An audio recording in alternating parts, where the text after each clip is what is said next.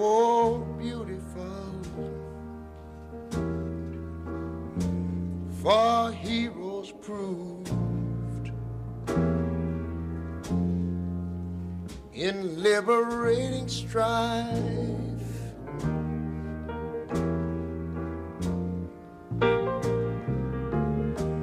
who more than self their country loved, and mercy more than life.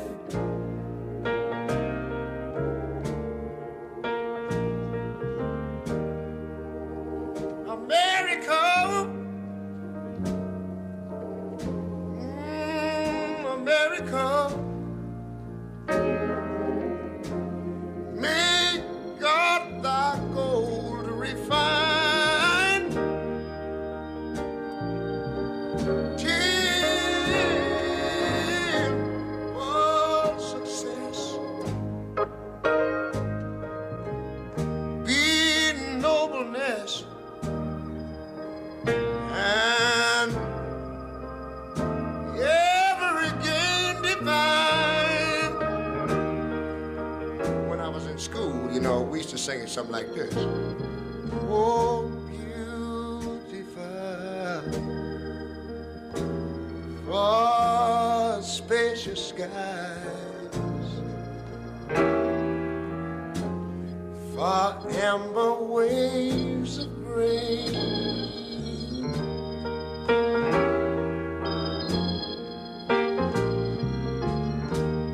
for purple mountain majesties, above the fruited plain. Look here, I'm talking about America, sweet America. You know, God done shed his grace on thee. He crowned thy good, saving brotherhood from sea to shining sea.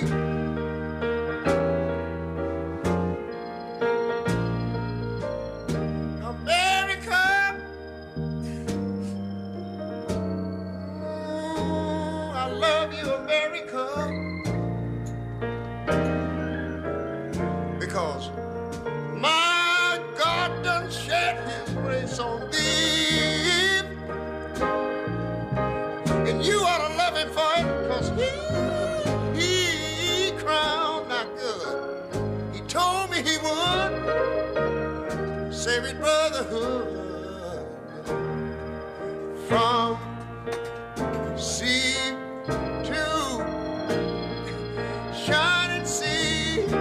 Oh, Lord. Oh, Lord. Thank you, Jesus. Shining sea.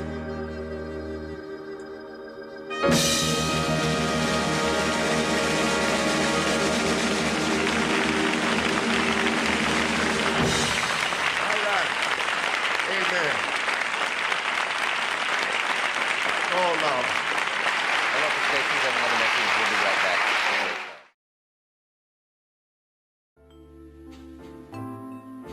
America, we learn in school, children, was named in honor of Amerigo Vespucci for his discovery of the mainland of the New World. We tend not to question the general history of America. The notion that America was named for Vespucci has long been universally accepted, so much so that a lineal descendant, America Vespucci, came to New Orleans in 1839 and asked for a land grant in recognition of her name and parentage. since the late 19th century. However, conflicting ideas about the truth of the derivation have been set forth with profound cultural and political implications. Jules Marcou, a prominent French-American geologist who, while studying North America, argued, as did other 19th century writers, that the name America was brought back to Europe from the New World, and that Vespucci had changed his name to reflect the name of his discovery. In his work titled New Research on the Origin of the Name of America and the Origin of the Name of America, that was published in the Atlantic Monthly of March 1875, Jules Marcou wrote regarding the origin of the name America, in which he introduced the name of an American Indian tribe and of a district in Nicaragua called Amerique, and asserted that this district, rich in gold, had been visited by both Columbus and Vespucci, who then made this name known in Europe through the Marcou's map. For both explorers, the words Amerique and gold became synonymous. Subsequently, according to Marcou's account, Vespucci's authentic Christian name was Alberigo Vespucci, or Alberskis in Latin, in which he changed to Amerigo after his voyages to the Americas, meaning Amerigo came from America and not the other way around. In the book entitled The Romance of the Name America by Heinrich Charles, we find a most compelling fact, stating that Vespucci lived at the time of the greatest fervor and the absolute supremacy of Roman Catholic Christianity. Yet it is very interesting that we do not find not one of these names. Americus, Amersko, Amersgo, Amergwo, Americo, Almersco, Alberuio, Imerico, Morsgo, Damershko, Armenico, Umders, Imeric, Almeric, or Amdric, within the nomenclature or the calendars of the Italian and Spanish saints. According to Marcou's account, his claim can be verified from the archives of Toledo, where a letter from Vespucci to the cardinal dated December 9, 1508, is signed Amerigo with the double R, as in the Indian Amerique. And between 1508 and 1512, the year in which Vespucci died, at least two other signatures with the Christian name Amerigo were recorded. It should be noted that prior to 1507, the date of the publication of the name Americus by Jean Basson at St. D, the name is not to be found in any printed document or in any manuscript document of recognized and unquestionable authenticity. These facts imply Vespucci being more of a crafty opportunist than an American hero worthy of glorification. In the mid-16th century, Bartholomew de las Casas had accused Vespucci of being a liar and a thief who stole the glory that belonged to Columbus. The new continent, insisted Las Casas, should have been called Columba, and not as it is unjustly called America. In his epoch-making History of the Indies, Las Casas demeans Vespucci and his achievement, slandering his name by describing what he, a friend of Columbus and his family, considered the long premeditated plan of Vespucci to have the world falsely acknowledge him as the discoverer of the largest part of the Indies. There are many scholars, among them the present governor-elect of Georgia, the Honorable Joseph M. Brown, that have tried to prove that Vespucci changed his name so as to make it consonant with the word that was prevalent all over South and Central America. Governor Brown says in his work entitled Astyanax, an epic romance of Ilion, Atlantis, and Amaraca, that evidence seems to prove that Amerigo Vespucci, who in his first voyage with Ojeda was written as Morigo Vespucci, took his own name from the continent instead of the reverse.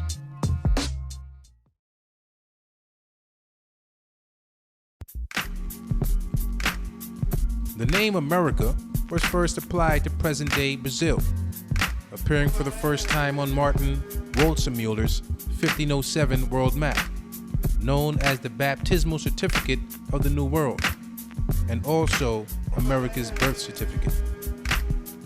The Waldseemüller's map of the world, on which the New World is boldly labeled America, is the first known map, printed or manuscript, to use the name America, as it clearly depicted a separate Western Hemisphere with the Pacific as a separate ocean.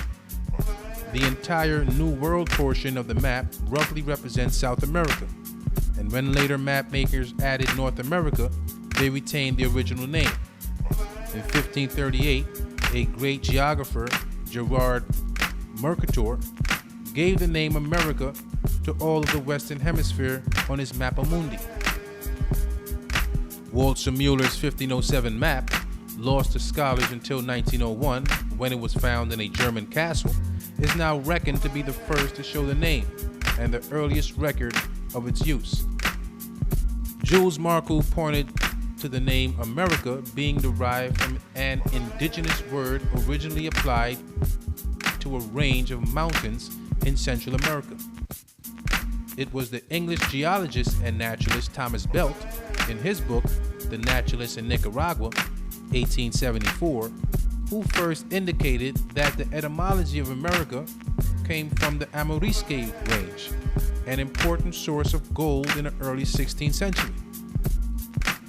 The Nicaraguan archaeologist Jorge Espinosa also expressed that the Amorisques gave their name to the Western Hemisphere, although he based his thesis for the University of Louisiana on historical maps drawn by John Cabot in 1497, where the name Amorisque already appears 5 years before Christopher Columbus set foot in Nicaragua in 1502.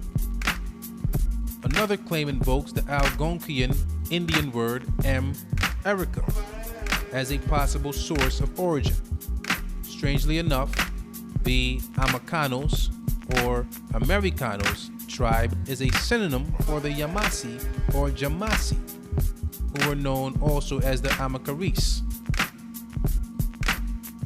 According to Ricardo Palma in his work entitled Peruvian Traditions of 1872, also expounded upon America's name being derived from the mountains of Amérique. Ricardo Palma further stated that the ending of the word America indicates this origin. The ending ik or ika, ike, and iko is found frequently in the names of places in the languages and native dialects of Central America and even of the Antilles, which seems to mean great, elevated, prominent, and is always applied to dividing ridges or to elevated mountainous countries, but not to volcanic regions. These words denoting the range in the rocks, Amérique, Amerique, or Amérique, are without a doubt indigenous words that have been perpetuated without alteration since the discovery of the New World by the complete isolation of the Aboriginal Indians who lived throughout the American continent, who call their mountains by the same word today as they did in 1502, when Colombo visited them. And at the foot of these mountains lie the gold mines of Libertad and Santo Domingo. The Spanish Universal Illustrated Encyclopedia, 1907, gives Amérique or America as a mountainous region in Nicaragua, adding that Columbus had landed on the coast of Nicaragua directly east of these mountains. Columbus, who met the Indians of this coast, presumably heard the name Amérique from them, as he was looking for gold and the Indians gave him some, telling him he could get more to the west in the mountains there. Ricardo Palma claimed that the name America circulated by oral tradition among the men of Columbus. In his account, Colombo does indeed state that the Indians named several localities rich in gold, making it highly probable that the name Amérique or Amérique was often pronounced by the Indians in answer to the pressing demands of the Europeans of the expedition. The eagerness for gold was such among the first navigators that it formed their chief preoccupation everywhere, and it is almost certain that to their continual questions as to the place where the gold was found, that the Indians wore as ornaments, the reply would be from Americ, this word signifying the most elevated and conspicuous part of the interior, the upper country, the distinguishing feature of the province of Siamba. With these facts, we may suppose that Colombo and his companions on their return to Europe, when relating their adventures, would boast of the rich gold mines they had discovered through the Indians of Nicaragua. They lay in the direction of Americ. This would make popular the word Americ as the common designation of that part of the Indies in which the richest mines of gold in the New World were situated. Eventually, the word Americ, a synonym for this golden country, would become known in the seaports of the West Indies and then in those of Europe, and would gradually penetrate into the interior of the continent, so that printers and booksellers, such as Jean Basson, would have heard the word Americ without understanding its true meaning as an indigenous Indian word, but would become acquainted with it in conversations about these famous discoveries, as designating a country in the New Indies very rich in mines of gold.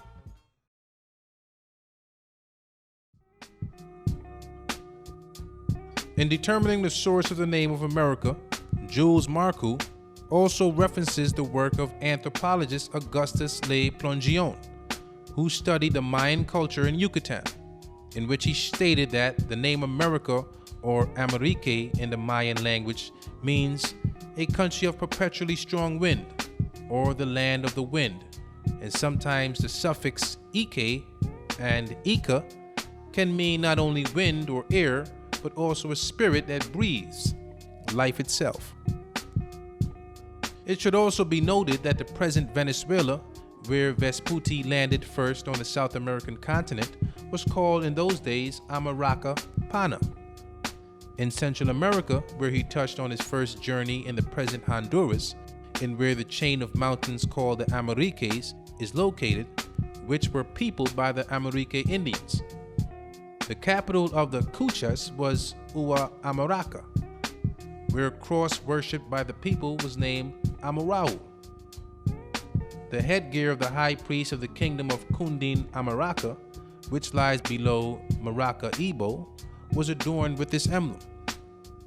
Down the Venezuelan coast were the towns of Maraca, Maracay, and Imaraca. The Orinoco was called Maracuaca, and the Amazon Maranon. Through the region of Guyana flowed rivers called Amaruco, Moruga, Maraca, Morica, Maranca, Maracay, Mauricio, Marisuan, and the mountains Maraca, Maruki, and Morokai. The caciques of Amaraca believed themselves to be the descendants of the Amaraca race. Even the home of the Incas in the neighborhood of the Titicaca Sea was called Amiraca. Pizarro reported to the Emperor Charles V that he kept the Inca Huascar a prisoner in the fortified palace, and Amaraca and this ruler, who had a golden palace, Amara, died later in the hot springs of Car Amaraca.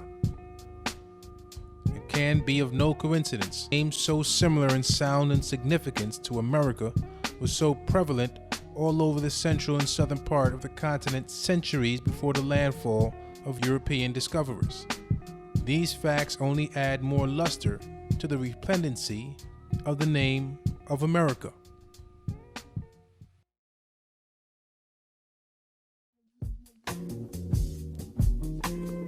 The meaning of America goes beyond the textbook or mainstream definition.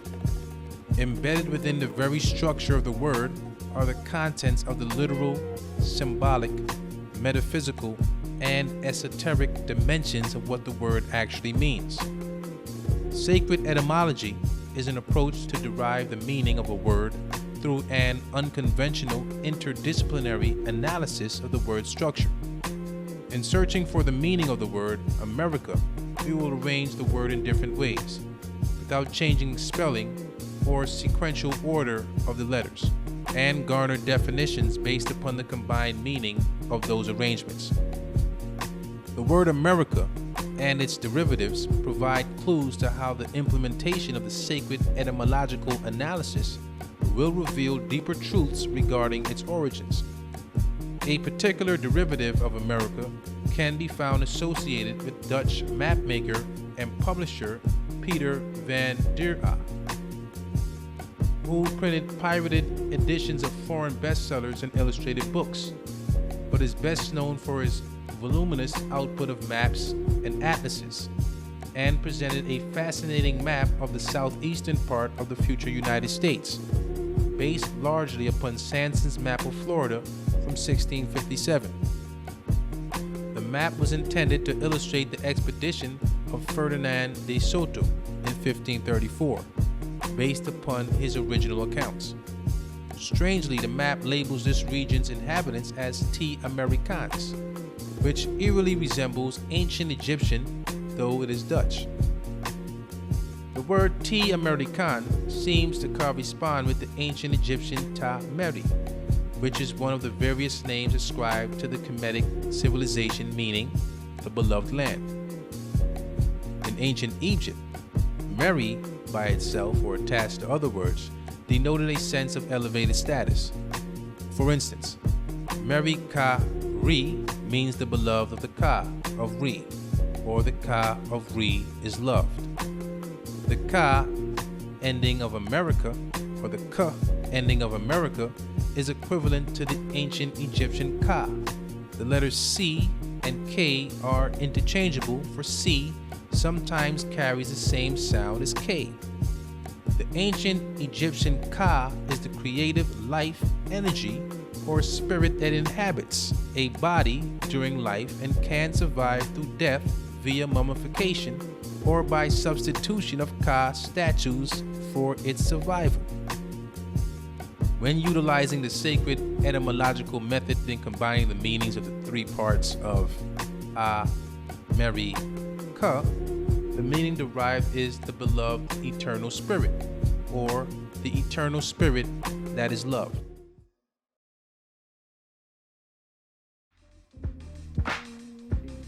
Mark Amaru Pinkham, in his book entitled The Return of the Serpents of Wisdom, tells of the descendants of the Andean elders, who speak of the entire American landmass anciently known as America, the land of the immortals, or the land of the wise serpents. The title America is derived from the Quechuan word Amaru, meaning snake or serpent.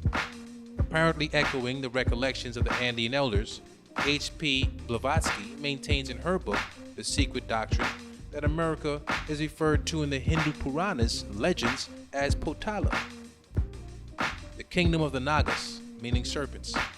Quoting the book Secret Doctrine by H.P. Blavatsky, it states that worship of the dragon or serpent and the sun were universal on the earth plane.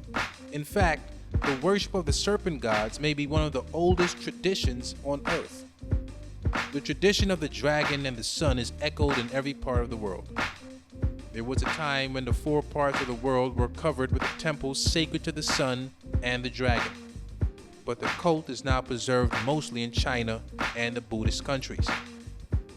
The dragon, however, is not the middle-aged concept of a beast with wings breathing fire, but is, in reality, a snake. In the Amazon regions, the serpent god was called Amarak. The Brazilians worshiped the god Tamaraga, and the word Amaraca was closely connected with the religions of the Incas and Mayas. Throughout the entire region, reaching from Panama to the Rio de la Plata, the American Aborigines used a sacred rattle everywhere called maraca. In fact, the word Amaraca occurs again and again all over South America, appearing to always be associated with some mystical deity and with some stupendous achievement which could only have been created by strenuous and mighty labor, like a great river, a gulf, or a chain of mountains. The rites and ceremonies of the Muscas informs us that when anyone died from the bite of a snake, that the sign of the cross was placed on the tomb, which is the American Peruvian sign for the word Amaru, and with the addition of the word Ka, or land, represents the sacred national name America. The chief kingdom in the Western Hemisphere when Columbus landed was indeed Amaraca, or America, whose Inca kings claimed descent from the Aymara race of Aymaraca, the earliest known of the existing population, from whom these monarchs got some of their arts and religious ceremonies. In his book, New World Order, The Ancient Plan of Secret Societies, William T. Still shows that America was called initially the land of the feathered serpents by the Aboriginal Indians of Peru. James Pierce researched an article written in the Theosophical Society magazine entitled Lucifer, which he gave insight into the origins of the word America, referencing to the chief god of the Mayan Indians in Central America, who was known as Quetzalcoatl, and Cococan to the Aztecs. In Peru, this god was called Amaru, and the territory known as Amaruca. And the mound builders also had an archetypal feathered serpent to which they also acknowledged, whom we can only presume correlated to this tradition.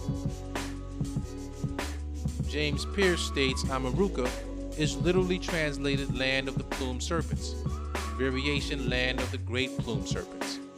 He further claims that the name of America was derived from Amaruca, and it is the serpent worship common throughout all cultures found within the Americas, in addition to the conclusive evidence concerning the relationships between North and South American indigenous peoples that gave birth to its naming from acknowledgement of the feathered serpentine.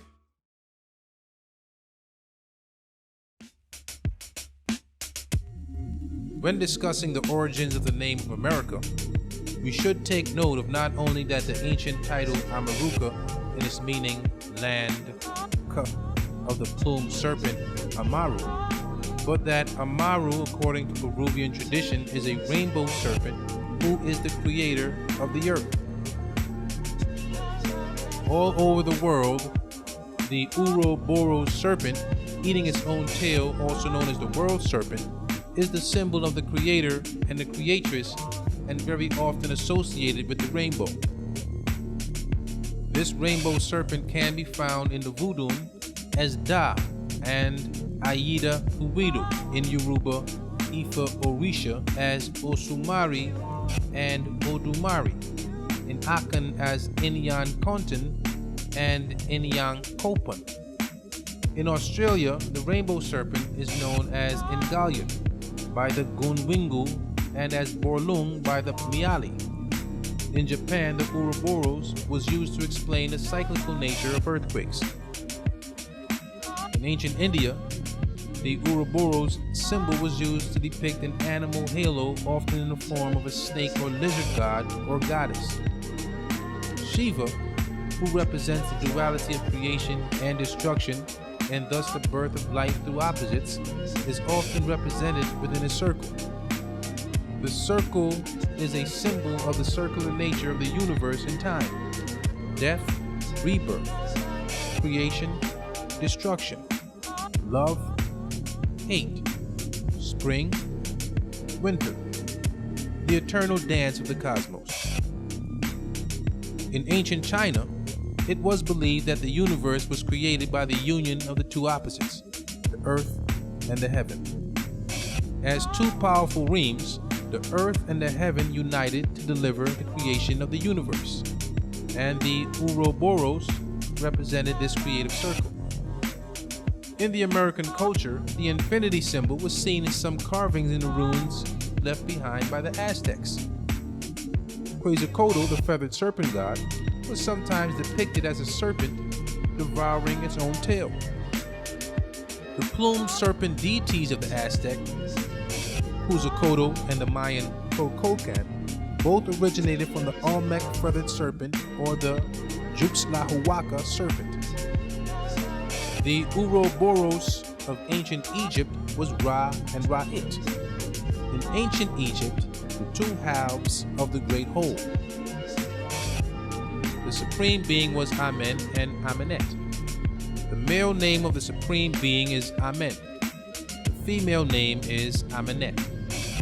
Amen is often called Amen-Ra, while Amenet is often called Amenet-Ra'it. The distinguishing attribute of Amen in the iconography of Egypt are the two tall plumes rising up from his crown. Amen and Amen-Ra can thus be called the plumed feathered serpent. The serpent god Amun-Re is said to regenerate himself by becoming a snake and shedding his skin.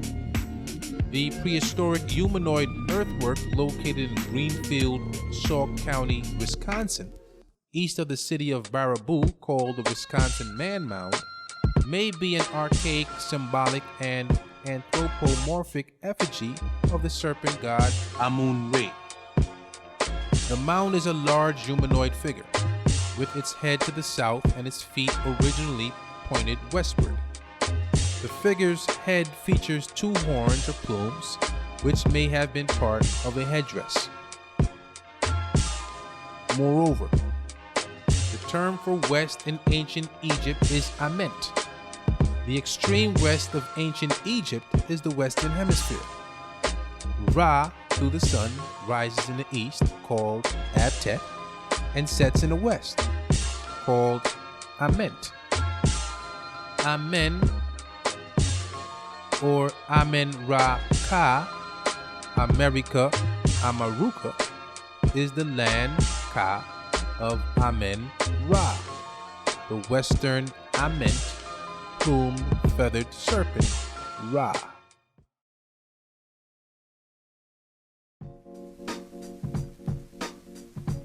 Just as foreigners who visited or lived in Africa named themselves after the continent, most famously Leo Africanus, Scipio Africanus, and Terence Affer, and so did Alberigo Vespucci engage in the same process with malicious reasons to usurp glorification for himself. He took upon himself to be the bearer of an American indigenous title and rank in order to tie himself to the continent of the Americas. In truth, the name of America predates the colonial invasions of pale men. These pale-faced foreigners named themselves after the continent after having learned of the name when they arrived here a few centuries ago to plunder the land.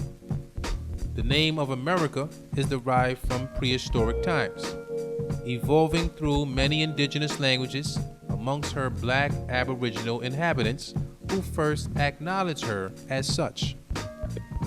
America, the ancient. America, the beautiful. America, the land of wise serpents.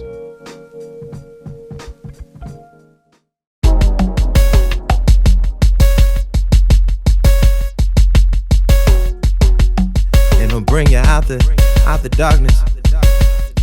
Sweet King Martin, sweet Queen Coretta, sweet Brother Malcolm, sweet Queen Betty, sweet Mother Mary, sweet Father Joseph, sweet Jesus. We made it in America, sweet baby Jesus. Ooh, ooh, ooh. Oh, sweet baby Jesus. We made it in America, sweet baby Jesus. Ooh. Oh, sweet baby Jesus. We made it in America. I told my mama I was on the come up. She said, you going to school, I give you a summer. Then she met no ID and gave me his number. 10 years later, she driving a Hummer. Niggas hustle every day for a beat from Ye. What I do? Turn around, get them beats to Jay. And I'm rapping on the beats they was supposed to buy. I guess I'm getting high on my own supply. Downtown mixing fabrics, trying to find the magic. Started a little blog just to get some traffic. Old folks will tell you not to play in traffic. A million hits and the web crashes. Damn, South Park had them all laughing. Now all my niggas designing and we all swagging.